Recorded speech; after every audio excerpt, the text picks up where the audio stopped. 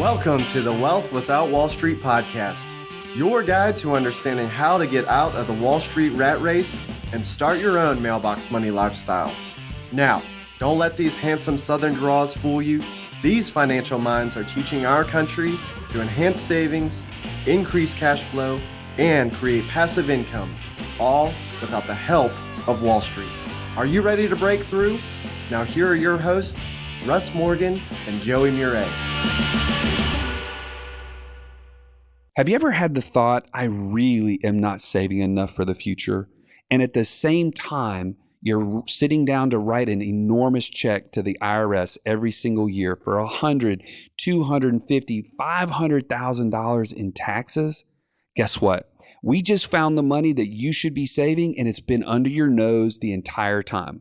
Go to freetaxwebinar.wealthwithoutwallstreet.com and learn how the wealthy are paying less in taxes. You can implement these strategies so that the next check you write will be to your financial future and not to the IRS. Welcome to the Wealth Without Wall Street podcast. This is Joey, the Italian Stallion Mure, and Russ, the Idea Guy Morgan.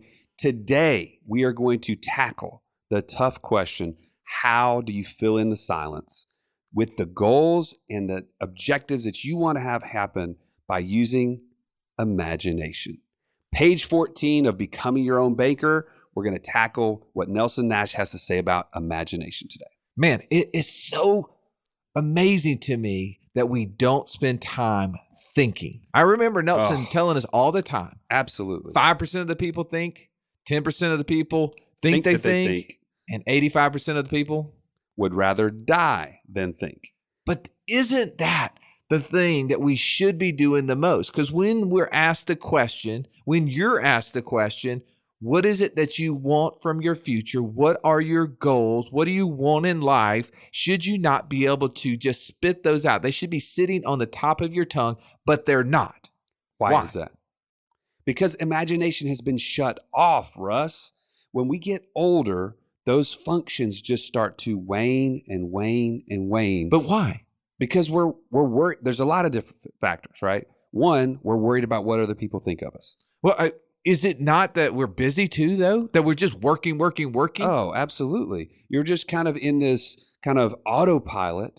I mean, how many times have you driven from work to home and did not even realize what you did? Like you can't even recall anything that you did. Well, they say because our brain has done it so many times, it's in that cognitive rut. You remember the Absolutely. book, the video, The Backwards Bicycle? It talks about us being in those, like, kind of that rut within our brain.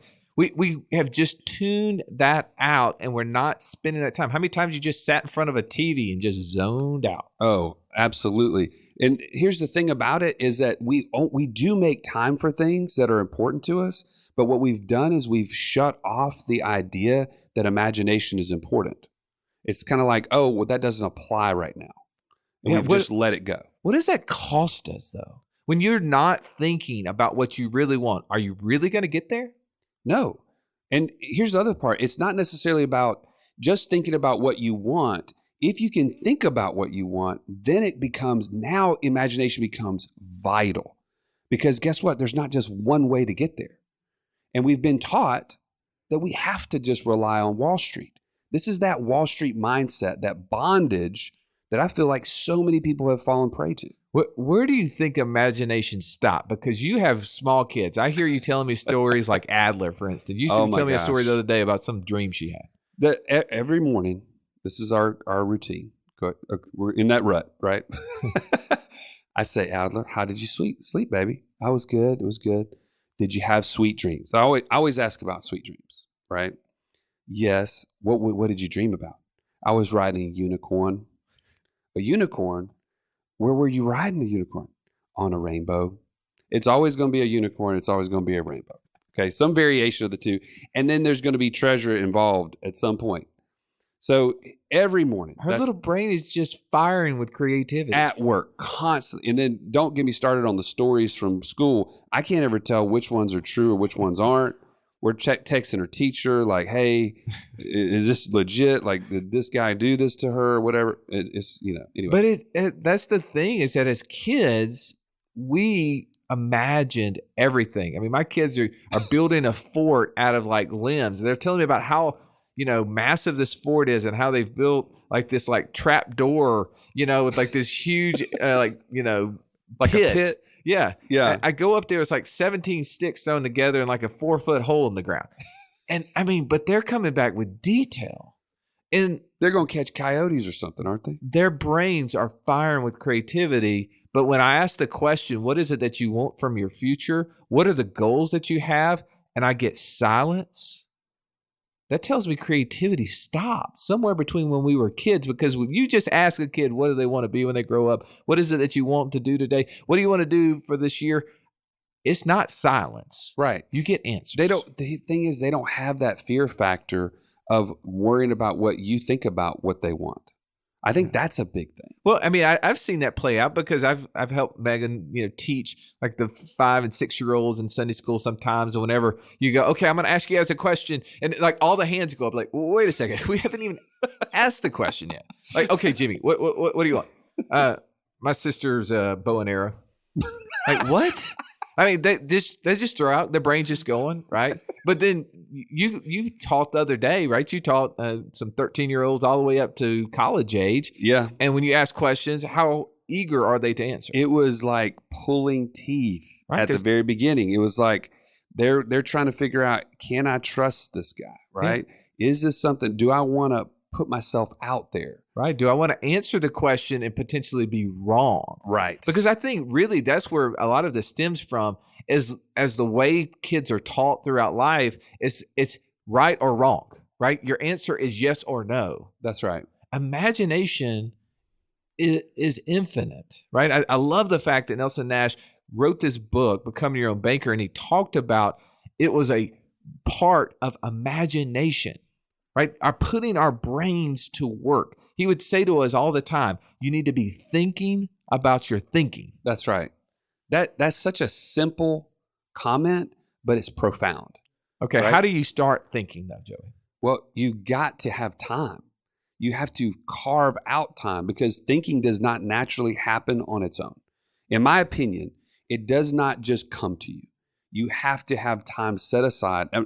Maybe it's just because I'm a guy and I compartmentalize and I have to have this specific time for this specific time for this, but I can't do more than one thing at one time.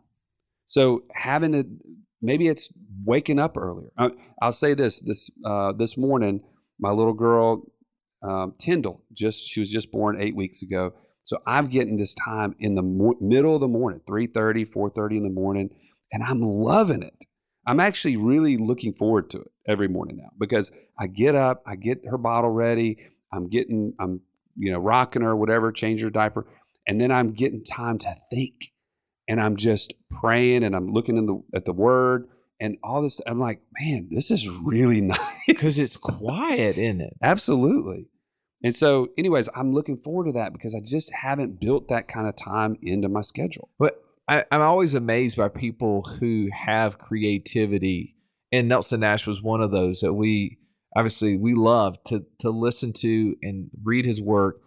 And it took after his death for us to really start seeing and hearing the stories, what maybe spurred that along. And it was those long hours that he would spend flying airplanes by himself, or as he was a forester, as he would be riding in trucks, the woods, or walking through the woods, looking at timber. But that just gave him peace and time to think. And in our lives, with 4 kids and a career and, looking at opportunities, we get in this cadence, right? You're coaching baseball, you're going to golf practice. There's just this every single day, and our brain turns off from some of the things that we really want. Like, I love the fact that we get to spend time with our kids. We get to do these things.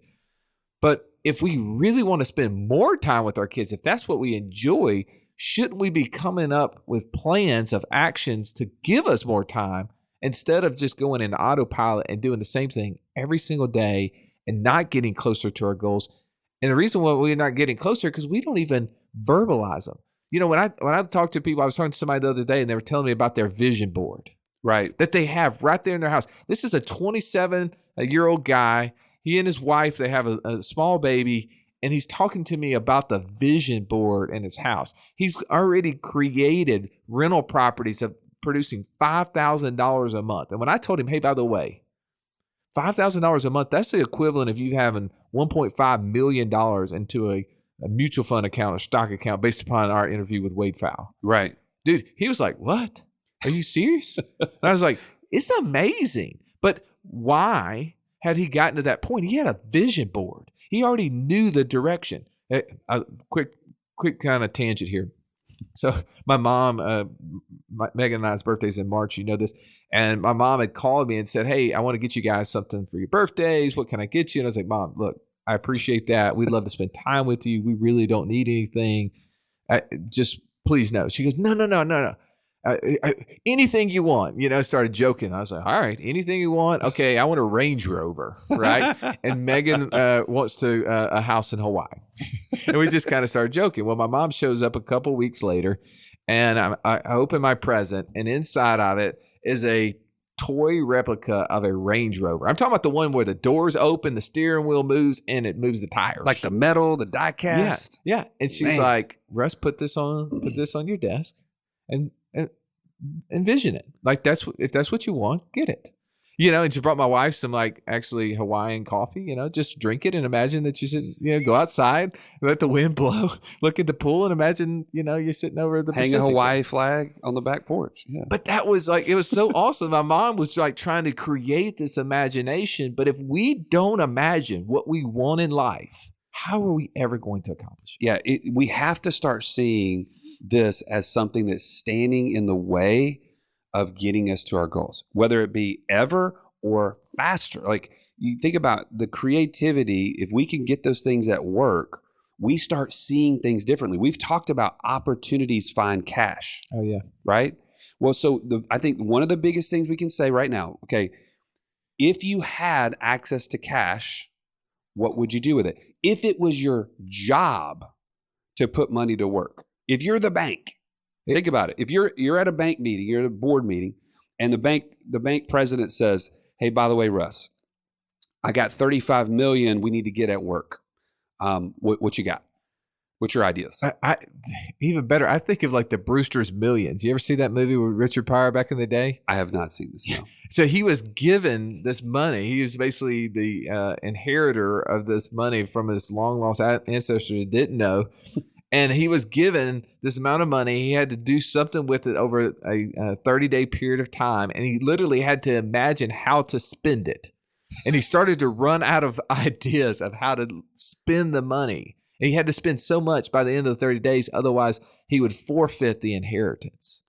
That's a good challenge right there. I think about that when you're saying, if your job, if literally you said, okay, I've got this millions of dollars, whatever it is, you just can't spend it. You have to put it to work, and its effort, whatever is fruit from its effort, is what you get to spend. What would you do? Right. You'd be thinking very creatively. You would have to. Right. But you wouldn't just accept the bare minimum. Right. You would be pushing for that limit. Like, well, man, if I did this. So here's what I want you to do right now. I want you to press pause right after I say this. Imagine that you had this big pool of money, however big it is. And if the only way you can sustain your life is from the fruit of what you use that money to do, what would you do? I like that question. That's going to challenge you to think critically. It's going to make you ask good questions, right? I think about the time that you started teaching me this back in 2010, and I said, okay, I get it. I'm starting to learn, and I could see just so much, right? It was like looking through a tunnel, and then I walked through that tunnel, and then all of a sudden on the other side of it, it started to open up because I was educating myself. I was learning. I was going to Nelson's events. I was going to think tanks and all these things with you. And you know what? Through that, I started really thinking about how can I get access to this money I've got in my 401k? Yeah, because you built up a 6-figure number that you thought you could access, by the way. And I was frustrated. And I said, wait a minute, I'm learning how to have more control, more access, more use of my money. And now I've got this money locked up. Well, that 401k, I was able to creatively think, okay, I'm going to start taking a loan from the 401k to fund my policy to then get it to work. And that created a whole new pot of money that I would have never had. Well, it was so fun to watch you do that because of watching your brain come up with an idea that I'd never heard of. And be honest, I've had 2 other people since then. So in the last 9, almost 10 years, there's been 3 people that have come up with that idea, and you're one of them. Those are the 2 are really, really smart people. So, I know I kick you sometimes, but like I'm putting you at a level with them, because if a couple of the other dummies came up with it, then I would realize maybe that was not a coincidence. That's so good. Well, and again, I don't mean to like beat my own chest on this, but what it really has done is it's been, okay, how can I get more of this money in a position to where I can do more with it? And so like even just the other day when we were talking through how we came up with a plan to create income equals premium. Well, I'll put page 48 of Nelson's book. Well, it required us too. Like when we read, right? Reading is a way to create ideas. Right. Watching TV it is a bad idea. Yeah. It literally is to zone our brains out. But when we read, we learn. It makes us think about ideas. And when we were reading Nelson Nash's book, something that we've gone through many, many times, and we get to the section where he says that our income should equal our premiums in our life insurance policy. Let's say that one more time. Our incomes should equal our premiums. Yeah, expanding the system to accommodate all income is what he titled the chapter. And we've wondered, like, how practically do we do that? I've had more people ask me that question over the last 10 years and never had an answer for them. No. Until last year. You and I just sat around and said, okay, we're going to figure this out. We're going to draw out a plan, and we're going to figure out how to actually make this work. Right. So, by the way, we're going to put the case study in the show notes. You can download it on YouTube. You can just search for it. But point is, it really took time to think through it and to challenge our thinking. I'd come to you and say, okay, what do you think about this? Is this right? Am I missing something here? And it really allowed us to expand our thinking. So it's one of those things, though, if we don't, like, I mean, here, I'm just being open and honest, right? Like I help you so much on this podcast. My job is, and I love it, is getting on the phone with you and getting on webinars with you and talking about your financial situation. Unfortunately, because I spend so much time doing it for you, I don't spend any time doing it for me. Ooh. So this weekend, the cobbler's shoes. Yeah, this weekend I had some time, and I'm like, look, I got to get my stuff in order. I got to like figure out where everything is going and how it's working. And I probably spent 3 or 4 hours. And the same thing, I started thinking back to your example of how you're paying loans back, how you're taking a loan every single month to put it into your account, how you've created this plan and system. And it's like, okay, all right, well, I've got the same sort of thing. My income is continuing to expand, thankfully, right? And we've had some windfalls. We've sold some real estate this year. We've sold a business this year. Yeah, I need to make sure that I am using my system correctly. And I applied the same thing that you're doing personally. It's okay. I need to put this on paper. I need to write it out. I need to be able to visually see what I'm doing. And I think that's too often a reason why we're not imagining what's happening, because we don't even see what's going on. We don't write it out. I know you guys always make fun of me for making my calendar out on Excel, but the purpose to that is literally to think about what my week's going to be. Sure, I know it's an Outlook, but when I put it in Excel and I have to like create time slots around, to prepare for things or to follow up on things, it makes my brain think about those meetings. Well, if we're not thinking about what we want in life, we're not thinking about the financial goals we have, we're not thinking about what our money's actually doing or what we should have it doing for us, how successful can we really be? How much can our money really be efficient for us? Well, and you've heard us say this before, but I want to really highlight something.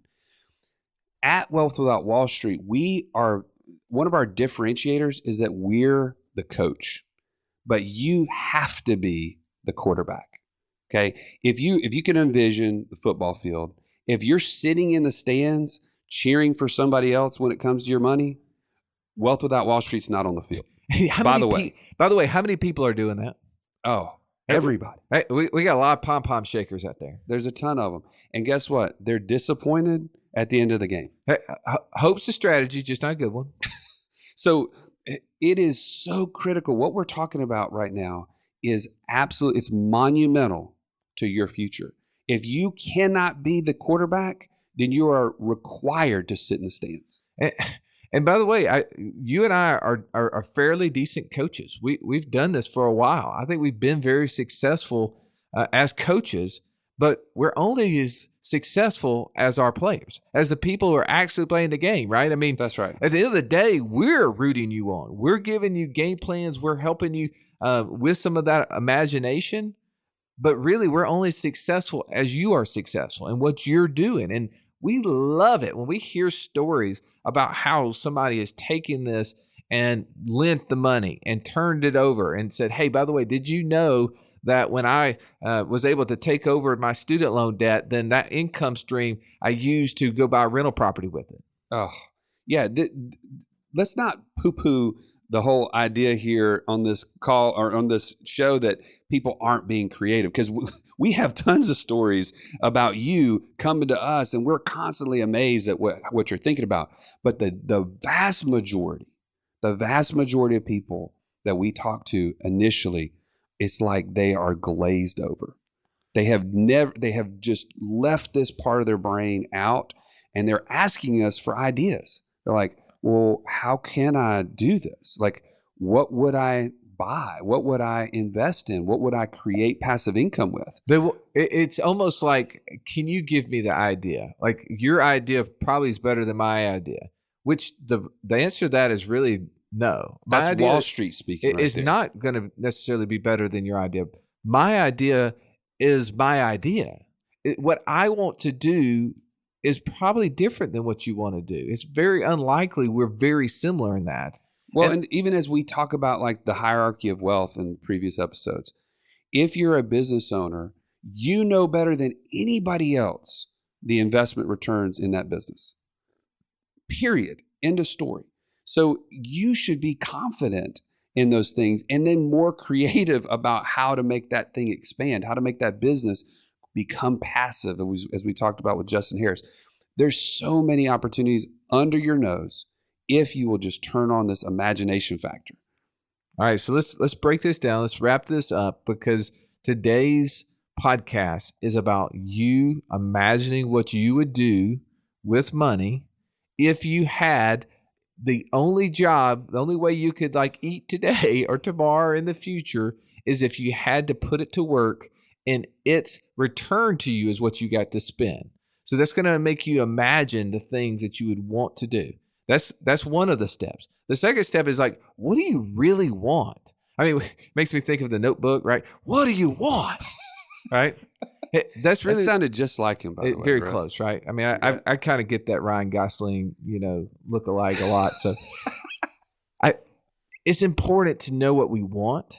It's important to know what we might do with it. It's okay not to have all the answers. It's okay not to know how to do those things. Those are the things that us as coaches can work with you on. But what you want and what would you want to do with it? Those are things that you should be coming up with the answers to. And I want you to have your vision board. I want you to have your Range Rover replica sitting on your desk, or whatever it is, these little bitty things. And they can be silly, right? I mean, could I go buy a Range Rover? Yes, I could. I mean, but that's not, I'm not going to spend the money for that. But have these things that you do want. Like, hey, I would like to spend a month with my family outside of Birmingham, Alabama, right? That's a want that I have, and we're making that happen. That's right. So another thing, I want to bring up a quick story One of my clients, Brian Tripp. Brian, you've heard him on the show actually before.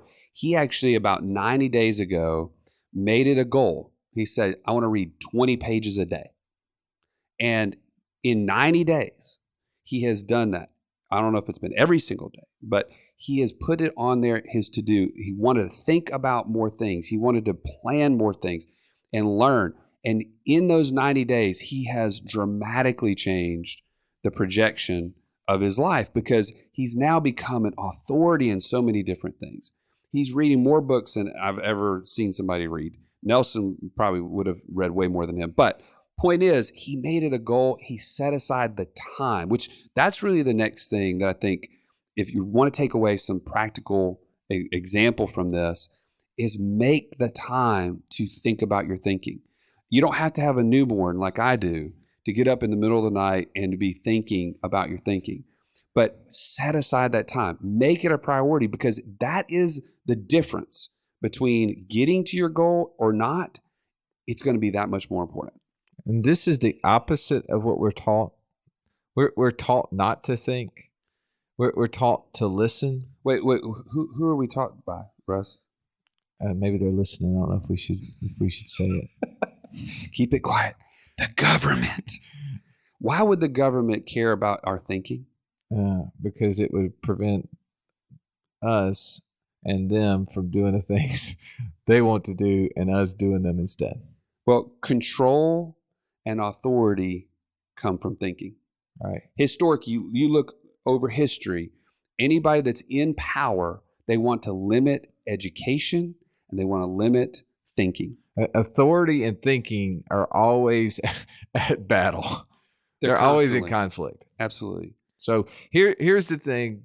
Go spend some time and think, and can't wait to hear some of the imaginative things you come up with in our next conversation. As always, we appreciate you listening to the podcast. Have a wonderful day. This has been the Wealth Without Wall Street podcast. Don't forget to subscribe to the show to break free of the Wall Street mindset and begin building wealth on your own terms in places you understand so that your wealth will never run dry. See you next episode.